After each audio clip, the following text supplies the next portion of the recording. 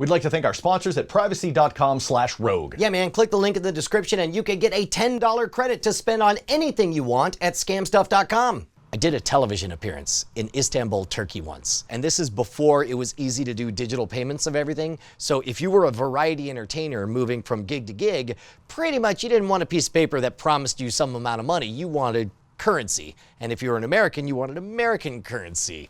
And then they paid me in $100 bills. Like I did the gig and I came back and it was like several $1,000s. And they're like, okay, you ready to get paid? I'm like, yeah, sure, whatever. And then they just started putting $100 bills in my hand. I got unintentionally physically aroused. It was enough that I was like, oh my God, I'm holding lots of money. It was pretty great.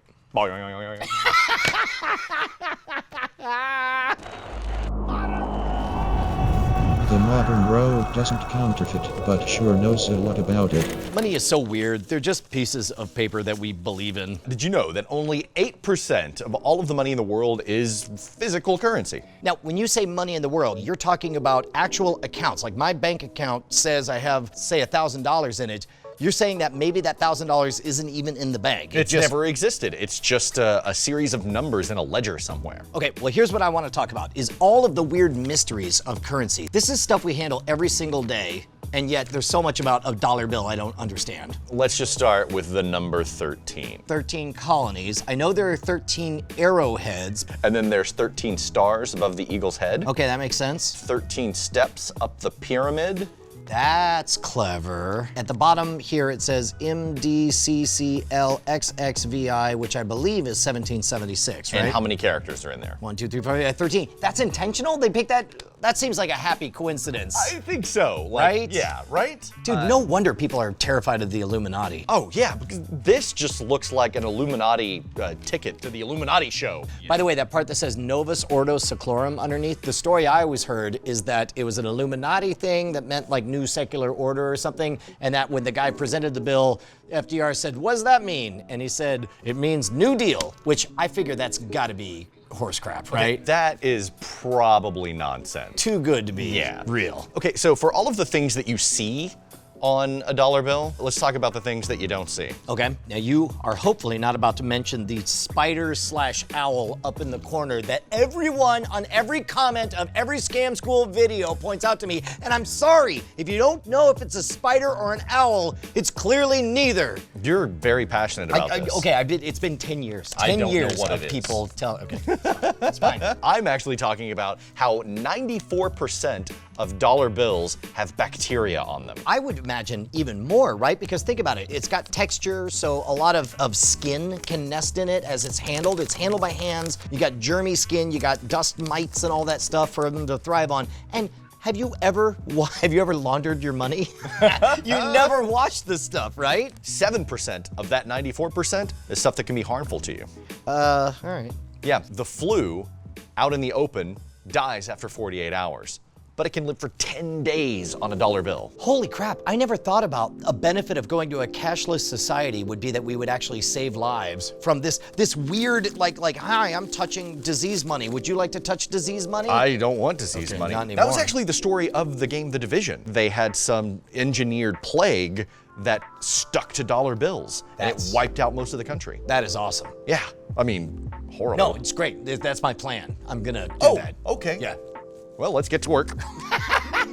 This is one I have trouble swallowing, that 90% of all US bills have traces of cocaine on them. Okay, I also thought that was bogus, but then when I read the explanation, first of all, the money very often is transported with the cocaine, so some number of bills get infected with cocaine. Of course, when we think of cocaine, you think of snorting it up your nose with a rolled bill, which I'm sure that happens as well, but think about it. One of those coke bills that's been used to snort goes into population where all it does is rub up on other bills. So think about the rollers on the ATM as they're feeding the bills in and out. They're getting covered in trace amounts of cocaine and so on. Cocaine everywhere. One of my favorite misconceptions about money is about the $100 bill. Is it that people think Benjamin Franklin was a president? Yes! No way! So many people think Benjamin Franklin was president. People are dumb. He was probably the most awesome founding father. They're the opposite of Benjamin Franklin. But everyone thinks, yeah, dead presidents. Give me some of those Benjamins. Then they correct you. They're like, I said dead precedents. He set quite a precedent as a man of science. Was there ever a bill bigger than the $100 bill? Oh, yeah.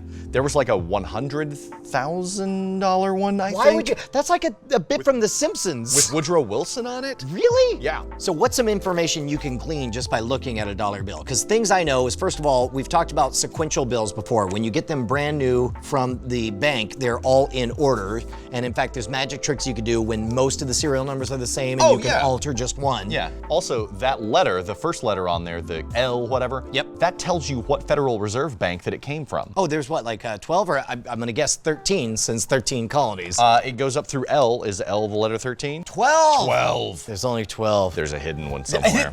There's gotta be, right? M is hidden somewhere under New Mexico. On the back of each $1 bill, you'll notice there's an individual number right there, which I believe is the plate that it was printed on. Oh. And so there's actually magic tricks that we've put together on Scam School where you can identify, you can have somebody write information on one side and then they're kind of marked because you can see this one's 12, this one's 55, and you're able to hand everyone back their bill. Did you know that much of the ink on American currency is magnetic? Yeah, in fact, that was my favorite thing we did on hacking the system. We had 4 counterfeit bills and 1 real bill, and you were able to watch as a magnet just pulled it down. In fact, do we have magnets? Can we try that? Let me get some.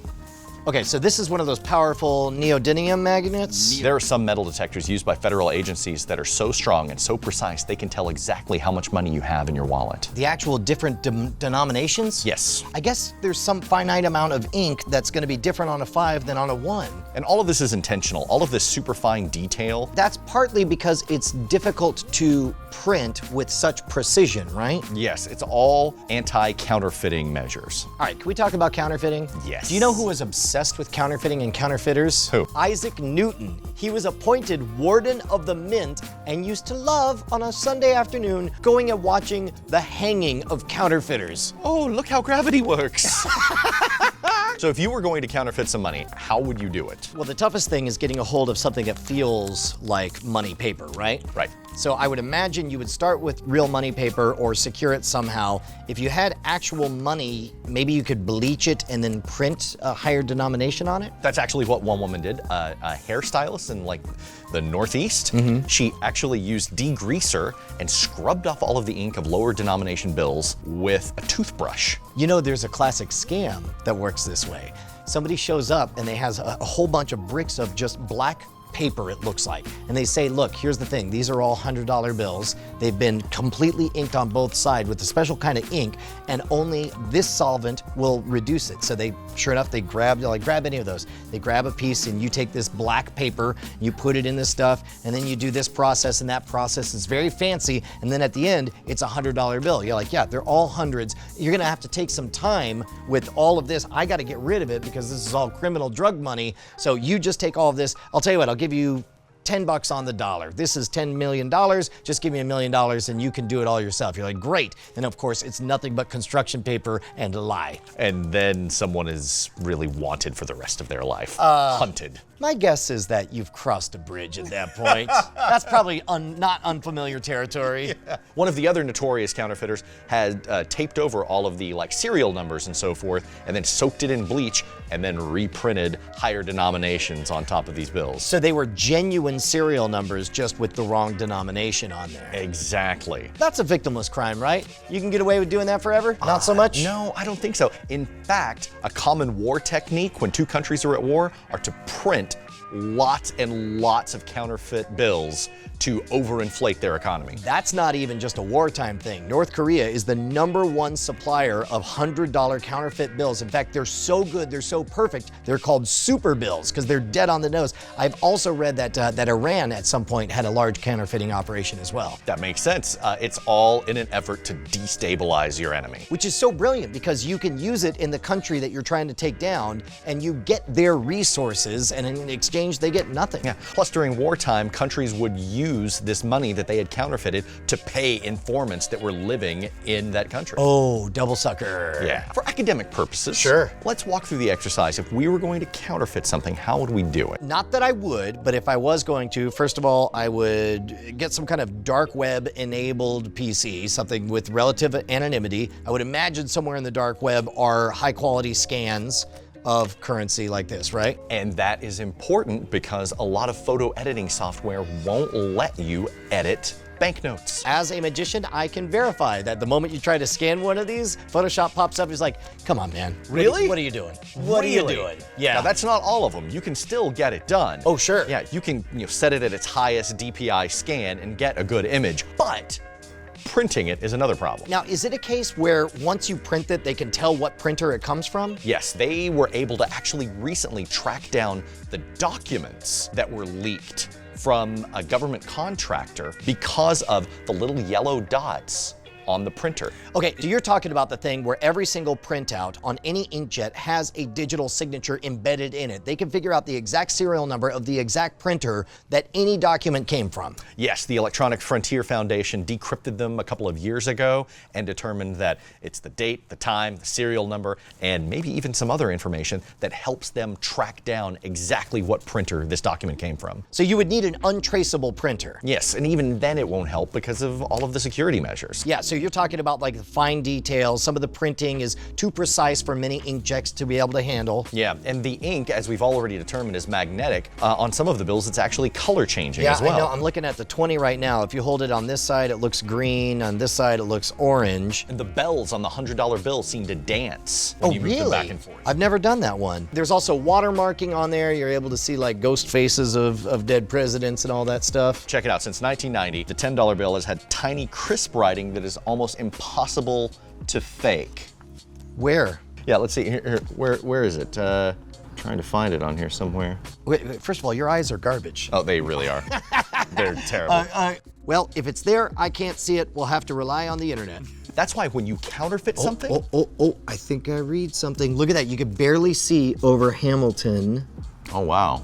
Wow.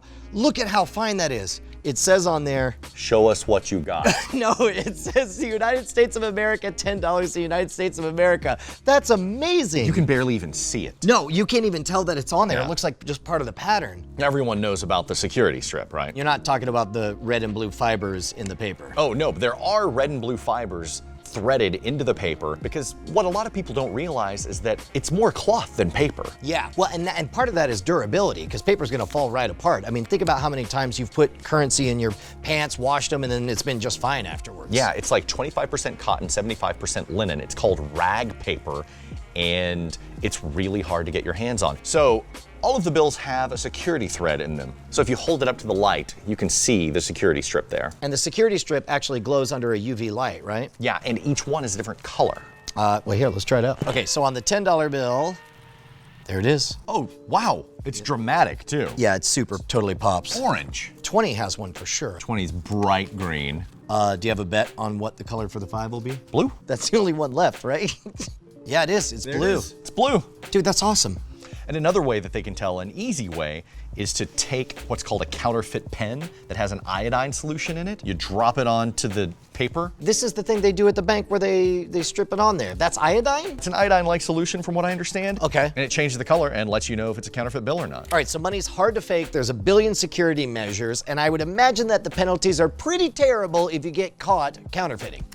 Usually, but there is one guy, Canadian Frank Bourassa. He is a legend along the lines of your hero, Frank Abagnale. All the Franks. Yes, all the Franks. Frank Bourassa convinced a Swiss paper company to sell him the actual type of paper. Wait, he just straight up bought the right paper? Yes. I thought that was illegal or something. He spent $300,000 to make $250 million. Wait a minute, so you're saying like he bought a press and just built, like made his own super bills himself? Yes. $250 million? In American money. But he cut a deal with the Canadian authorities. So he was not in America doing this. He was in Canada making American money where I imagine the penalty is like, come on, man, knock it off. You're gonna cause trouble with our neighbors down south. He cut a deal to turn over $200 million.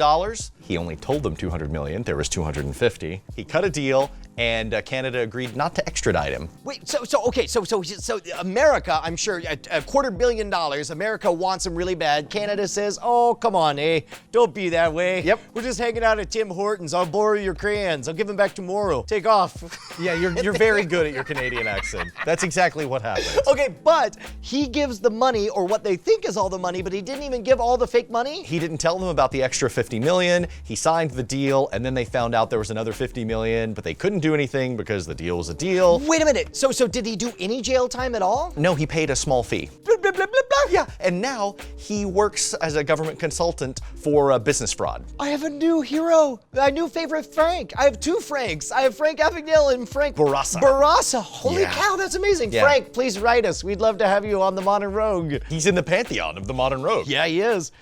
How long do you think Cash is even going to be around? We're probably going to have to switch to bottle caps in the next, 2 years. Yeah, because I plan to blow up civilization. The modern rogue ends civilization. Grab your stealth boy. It's on. Should we even explain to the people Nope. at home? We're going to edit these out in post. This isn't going to be in the actual episode, is it? Don't look directly at the cat. Otherwise, it'll hypnotize and Don't seduce you. acknowledge the cat. Okay, but we should tell them about our sponsor, Privacy.com. Basically, a VPN for credit cards. Yes, 3 words, burner credit card. Yeah, man, one-time use cards with disposable numbers. Once you use it, there's no way for them to charge you again, and everybody could find it out, and you will stand to lose absolutely nothing. And you had a situation recently where you wish you had Yeah, privacy.com. dude, I was setting up a satellite radio subscription, and they hit me with one of those, the first 6 months is exactly 1 taco and a cat. After that, it's $1 billion a minute. And I actually ended up writing a calendar reminder in mid-December for me to cancel this thing after the fact. And if what I should have done was a freaking burner credit card. And then they couldn't hit you again because that card would be dead. It would be dead, totally burned. My favorite part is that it only shows up as privacy.com on your statement. Yeah, but you have complete control. You can say privacy.com thing you bought, or just privacy.com, as in none your business. Privacy.com paid for this taco cat shirt. Go to privacy.com/rogue, sign up, and you got 24 hours. The first purchase you make at our site, scamstuff.com, they will refund you $10. And you can get Modern Rogue t-shirts. Yeah, you could get magic stuff. We got spy stuff. Like, we have a credit card that transforms into a freaking knife. Normally that's $10 by itself. 100% free if you sign up at privacy.com/rogue. You know what you don't have there? Taco cat. I mean, Taco Cat's pretty rad, but I mean, you can't defend yourself with Taco Cat. Can't you? You can't defend yourself from Taco Cat. That is true. Go to privacy.com/rogue, get $10 credit to your first purchase in the first 24 hours at scamstuff.com. That's all right.